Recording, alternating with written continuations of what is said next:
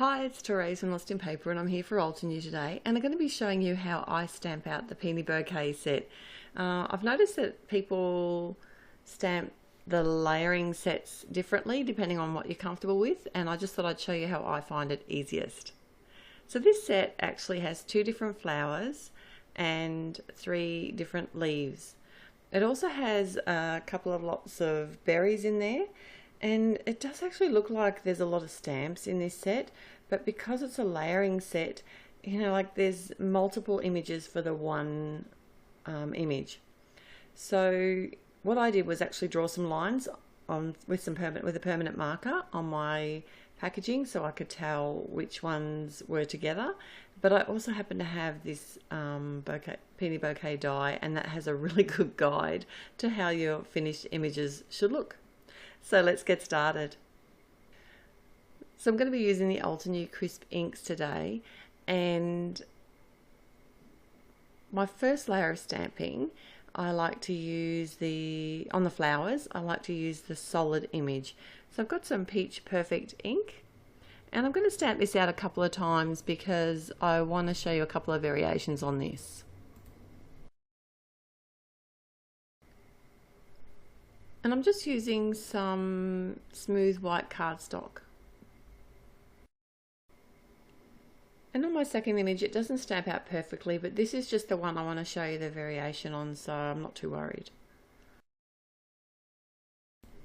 And here is where I cheat. I actually use the outline image as my second stamp, and that way I can tell exactly where the shadows of the petals are going to be.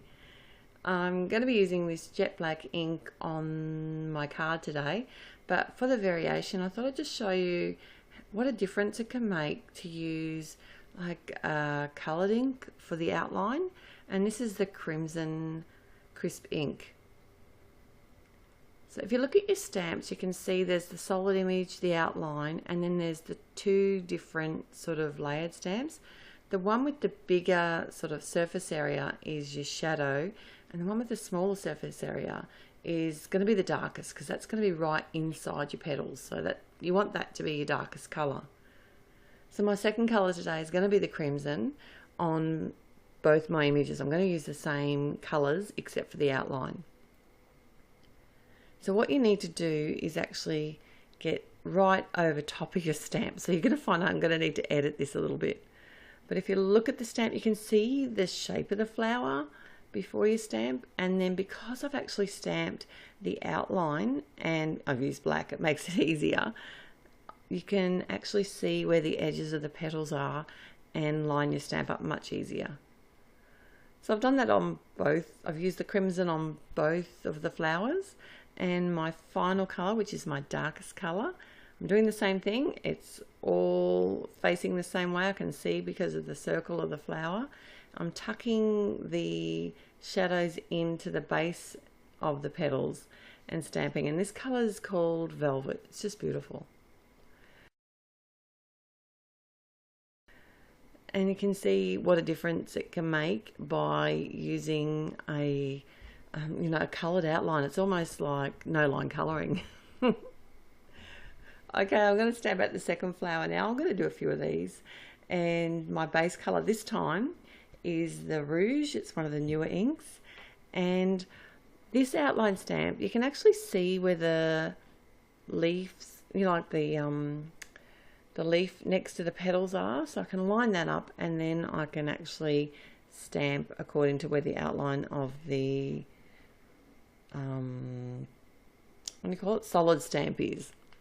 I'll do the same again here, and now I want to do my shadowing. So I've chosen the stamp that has a little bit more coverage on it, and my second colour again is the crimson, and I can tuck it into the leaves and in around those petals. Because I've stamped it in black, I can see exactly where they're going to be.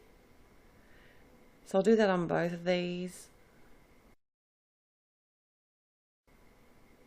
and use the velvet again for my final layer. So this is the darkest layer. It's going to be at the base of your petals.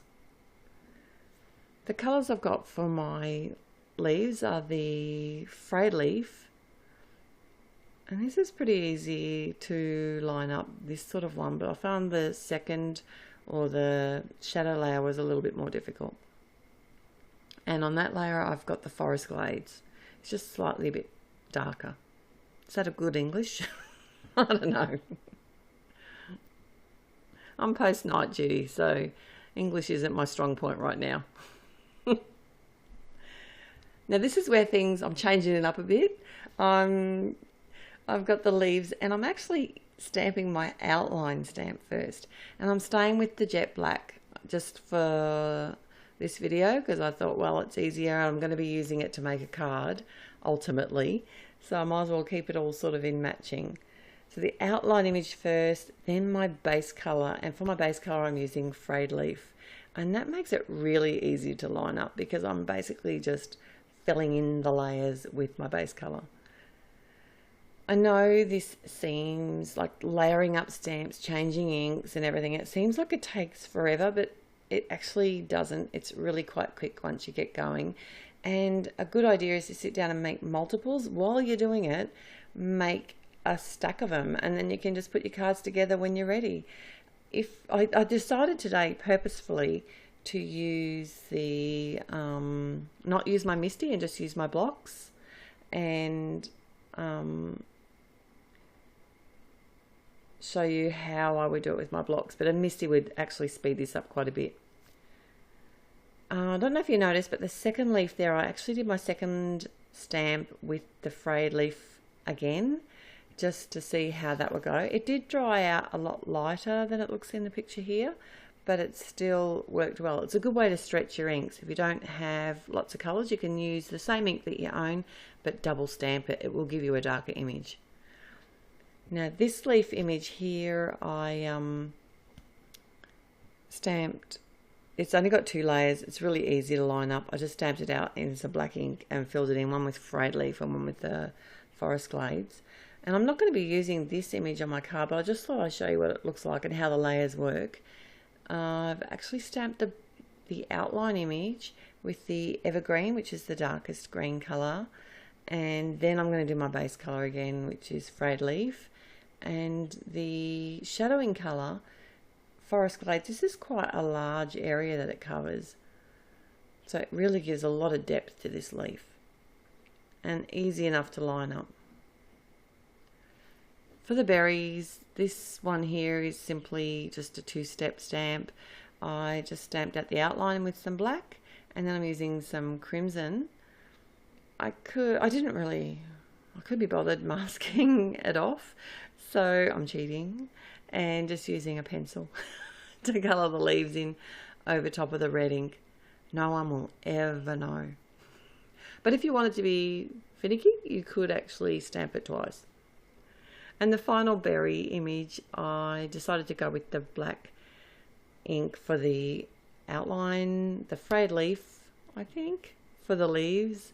And then the berries were stamped in 2 steps. Rouge for the actual base of the berry.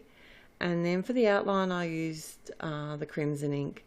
I could have actually used the black to do the outline, but I don't know. I chose to use the crimson just to change it up a bit. See, at this point I wasn't really sure what I was going to be doing with my card. I was just playing with my inks and my stamps. Now I'm lucky enough to have the dies to match this stamp set, but you could simply just fussy cut them out by hand. But what I wanted to show you is that you can actually cut multiples at once. If you don't stamp your images too close together, you can adhere your dies down just with some low-tack tape and run a few through your die cutting machine all at the same time. It just saves time, really.